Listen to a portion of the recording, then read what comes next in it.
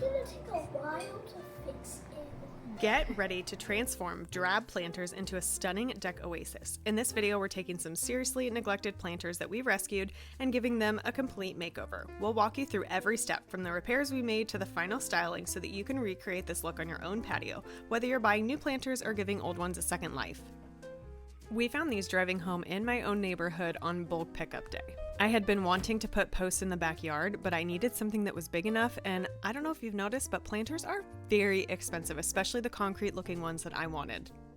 Most of you have seen my furniture flips and home DIY projects, but planters were completely new. I didn't even know what type of material this was, but it felt like plastic. It looked like it had fiberglass in it. It looked like it had some elements of resin, and so I tried a few different products on this just to see what would work, and now that I've tried them all, I can tell you which to go with. After wiping them down, spraying them out with a hose, and just brushing all the dirt and debris off, we brought them inside as it was rather cold out and got to work pulling off any pieces that were not securely attached. We tried joint compound, a hardcore super glue, glaze and spot putty, and quickcrete. Alright, this is one of the biggest holes that we gotta figure out how to fix. So I'm gonna throw this. Actually, we're gonna do it here.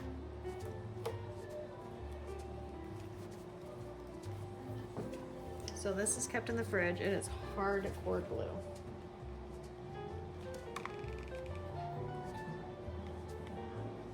All of these were products that I had left over in my garage, and I was trying to save money on this project. And so trying all these was my mistake, and now I'm going to tell you what to use. The super glue, the Star Bond, actually works really well on big cracks like this. I used painter's tape that would come off really easy to repair this entire side, and the side is completely, it looks brand new. You can't even tell that there was ever a crack there. So super glue was a win for small spaces like this.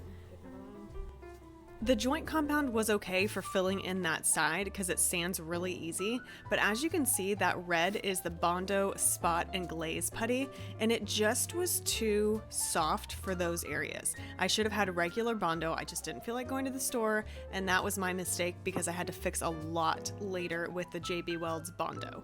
So I tried some tape, I tried patching this all with that Bondo and spot putty. The thing I would tell you don't even waste your time on is the mortar repair by Quickcrete. It dries so slow and it's awful to come out of the tube, and it just was such a waste of time. So do not waste your time with those products. Go straight for Bondo, and the joint compound did work well in filling in the sides. And always read labels. Had I read about this stuff, I thought it dried pretty quickly. Also, you need to cut the tip bigger because it is so thick it barely came out, and I was using all my muscle power, not realizing I could cut the tip to make more come out. It takes 4 to 5 days to dry depending on how deep you put it. Now, these clamps were a great idea. You can get these clamps real cheap. In my description below, all you gotta do is click the more box and you can see them. I use them for every single project, and they were great for this, for holding pieces together until they dried. This is that joint compound that I just filled in those sides and just scraped across to make sure that this was all level.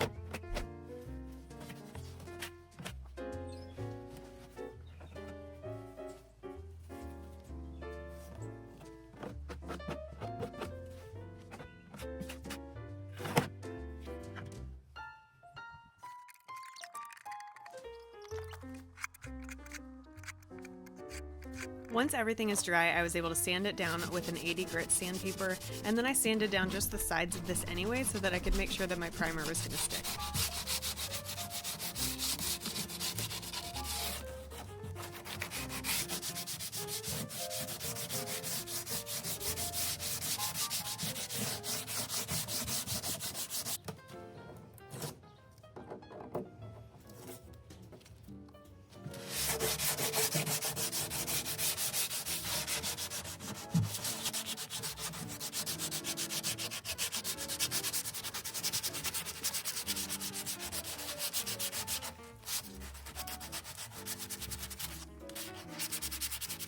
Once that was dry, I had picked up a can of Shellac Bin Zinsser primer. It's got the red label on the front. It is kind of pricey, but it's one of the best primers out there.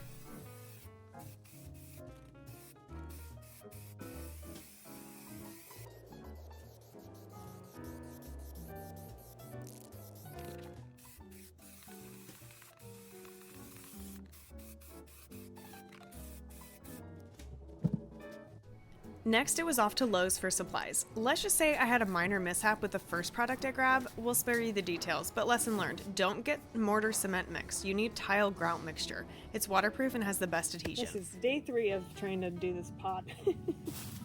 I got what I should have got to begin with. A JB Weld. Got some tools. I got some of the stuff that actually worked, which is the grout replacement, and then multicolor texture if we just want to cover it with this. We're just going to see how it goes. First, I needed to repair some of the spots that did not get repaired with the other products. This is Bondo, and this needs to be mixed in small sections because it dries so fast. You need to wear a respirator to make sure that you protect your lungs because it is super fumy. Once applied, you just shape it into place, make sure that you're wearing gloves, and then after about 10 minutes, it is completely dry and ready to sand depending on how thick you put it. It is best to use 80 grit when sanding this down. I didn't need to reprime it, so then I went straight to the grout.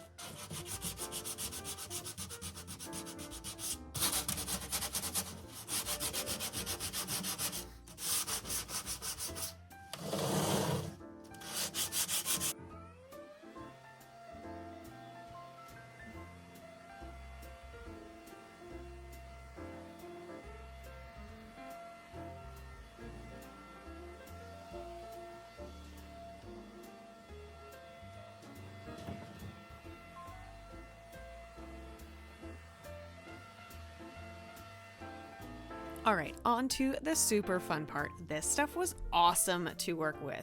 It's a 4-to-1 ratio of the grout mixture to water. At first it'll look like the mixture is completely repelling the water, but trust me, after time it will start to mix up together. I did start using my hands. I really tried to work with tools on this project, but really it was just easier to throw on some gloves and use my hands. Your workability really depends on your climate, what you want it to look like, and how you want this shaped. You can make it more watery than this, you can make it firmer than this by the amount of water that you adjust. As I went along, I adjusted the amount of water I had in it to make it a little bit softer than this, and it was great. By the time I finished, I was really pretty good at it. This first side wasn't great, but I learned that if you put a little bit of water on your hands and move that around on the top, you could shape it so much easier.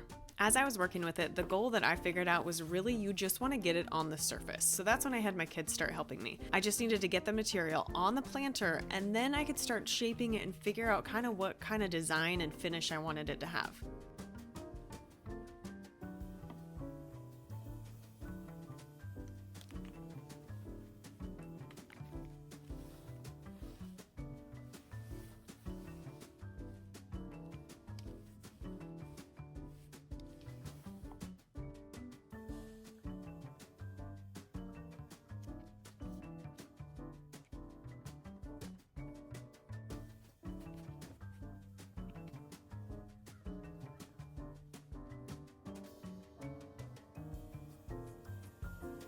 I started making swirl marks on this, but the grout was a little bit too thick and it was starting to rip up some of the material underneath, and my gloves were catching on certain things. So I figured out if I poured water onto my glove, it just glided over the top of the surface and made it look really cool. So I like the swirl marks, but you can make any sort of design you want on this, through this, use tools, whatever technique that you want to try.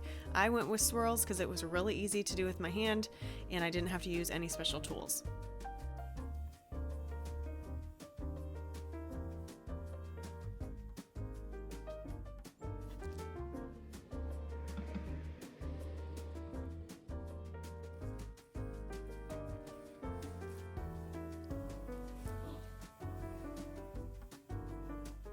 My name is Rosie, and I'm going to show you how to put this on the planter. Just like that. All the beautifying you can do after you get it on. I love incorporating my kids into any project that they're willing to help me out with and earn some money because they can work for my business in North Carolina, which is a great tax benefit. Now, she worked with getting it on, I worked with perfecting the swirls. Now, this has a long workability time, so it's so fun. You could just treat it like a craft. This was so therapeutic working outside for a few hours, and it was fun working with a new product that I had never used before. Make sure that the same material that you're putting on the outside goes on the inside up till the soil line so that you can make sure that the pot looks uniform. I used the same method after we got all the material on with the inside and the top of this. I went over it with some water on my gloves in little swirl marks just to make sure that everything is smoothed out and uniform.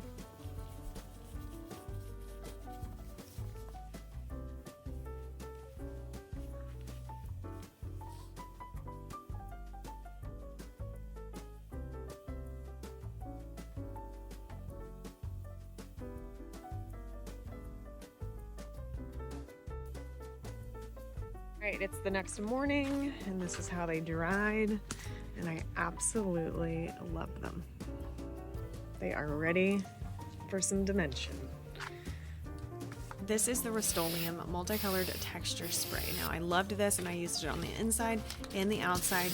You can add this thicker, you can go a little bit softer. It really just depends on how you want your pots to look.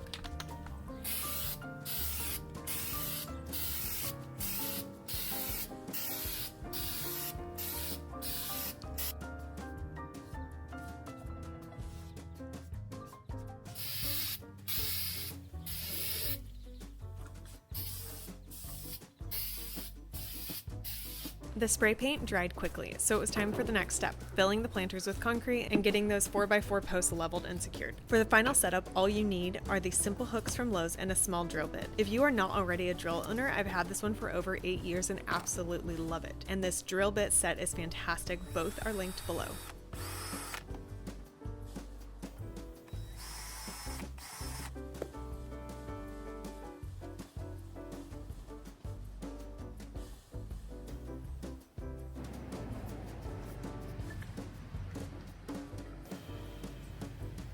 Now for the concrete mixing.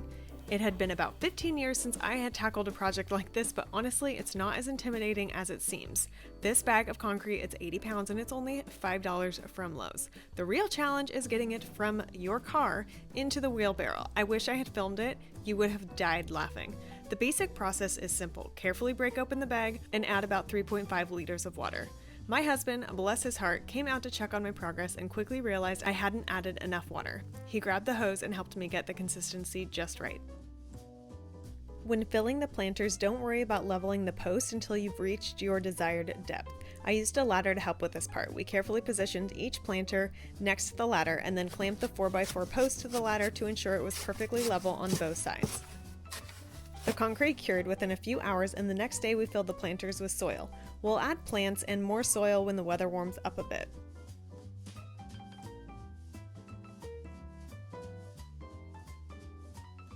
Alright, the pots are done. The lights are strung.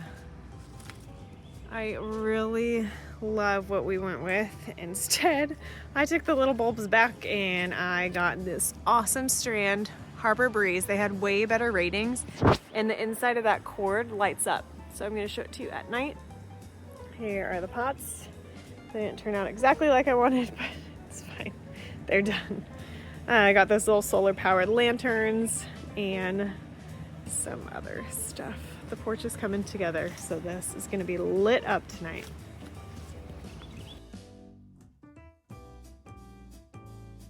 Now we have inside lights and outside lights. I absolutely love it. They look like little twinkle lights. I wrapped them all along there with those hooks. They go right along the house. Up in here, I just hooked it, and then we have the extension cord so that, because you can only run 2 of these strands together. That one runs that way, and this one runs this way and this way. I hope this video inspired you to transform your outside deck into an oasis where you and your family can enjoy. Check out my channel for more furniture flips, home DIYs, and always Amazon reviews.